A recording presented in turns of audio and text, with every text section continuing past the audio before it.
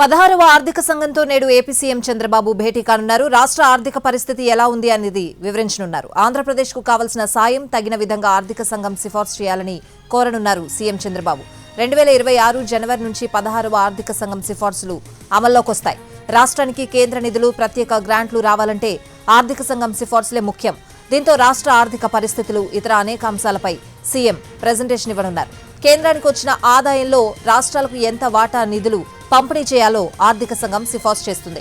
దీంతో పాటు ఏ రాష్ట్రానికి ఎంత శాతం నిధులు ఇవ్వాలో కూడా ఆర్థిక సంఘమే సూచిస్తుంది.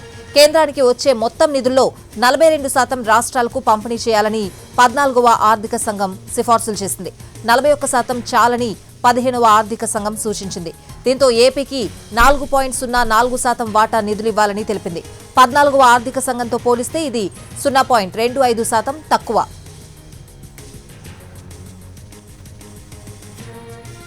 పదహారవ ఆర్థిక సంఘంతో నేడు ఏపీ సీఎం చంద్రబాబు భేటీ కానున్నారు. ఈ భేటీకి సంబంధించిన పూర్తి అప్డేట్స్ అడిగి తెలుసుకుందాం. మా ప్రతినిధి ప్రసన్న లైవ్ లో సిద్ధంగా ఉన్నారు. ప్రసన్న,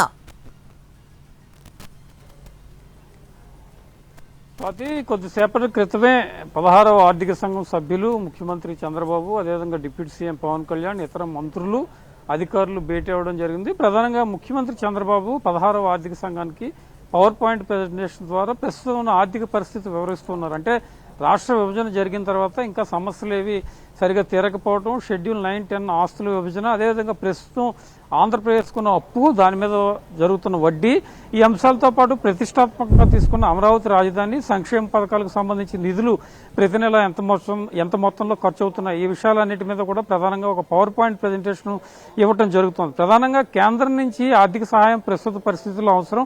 ఎందుకంటే 16వ ఆర్థిక సంఘం ఏదైతే ప్రస్తుతం సిఫార్సులు చేస్తుందో ఆ సిఫార్సుల్ని పరిగణలోకి తీసుకుని కేంద్రం నుంచి వచ్చిన పన్నుల వాటాలో ఆయా రాష్ట్రాలకు విభజన జరుగుతుంది. దాంతో భాగంగా ఆంధ్రప్రదేశ్కు ప్రస్తుతం పన్నుల వాటాలో కొంచెం అధిక భాగం ఇవ్వమని కోరే అవకాశం కనిపిస్తోంది. ఎందుకంటే ఆర్థిక సంఘం చేసే సూచనలు చాలా ముఖ్యమైనవి కాబట్టి కేంద్రం కూడా పూర్తి స్థాయిలో పరిగణలోకి తీసుకుంటుంది. గతంలో కూడా ఉత్తరప్రదేశ్కి కావచ్చు, బీహార్కి కావచ్చు భారీ స్థాయిలో నిధులు వచ్చిన పరిస్థితి ప్రధానంగా కనిపించింది. ఇప్పుడు ఆంధ్రప్రదేశ్ కూడా ప్రస్తుతం ఉన్న కండిషన్లో అప్పులు ఎక్కువగా పెరిగిపోయాయి, బడ్జెట్ కూడా చాలా ఎక్కువగా ఉంది, సంక్షేమ పథకాలు ఒక పక్క అమలు చేయాలి, అమరావతి రాజధాని మీద ఎక్స్పెన్సివ్గా జరుగుతుంది. కాబట్టి వీటన్నిటికీ కూడా 16వ ఆర్థిక సంఘం కొన్ని సిఫార్సులు చేస్తే కనుక రాష్ట్రానికి ప్రయోజనం ఉంటుంది అని ఒక ముఖ్యమంత్రి ఒక డీటెయిల్డ్ పవర్ పాయింట్ ప్రెజెంటేషన్ ఇవ్వడం జరుగుతుంది. దీంతో పాటు కేంద్ర ఆర్థిక సంఘం నుంచి గ్రాంట్లు కూడా వచ్చే అవకాశం ఉంది. అంటే ఆర్థిక సంఘం సిఫార్సు చేస్తే కనుక వాటి మీద కూడా కొంచెం దృష్టి పెట్టాలన్న అభిప్రాయాన్ని ప్రధానంగా ముఖ్యమంత్రి వ్యక్తం చేయడం జరుగుతుంది. ఇక గ్రామీణాభివృద్ధికి సంబంధించి కానీ, మున్సిపల్ శాఖకు సంబంధించి కానీ వచ్చే నిధులకు సంబంధించి కూడా ఆర్థిక సంఘం నుంచి ప్రధానంగా సిఫార్సులు కోరే పరిస్థితి అయితే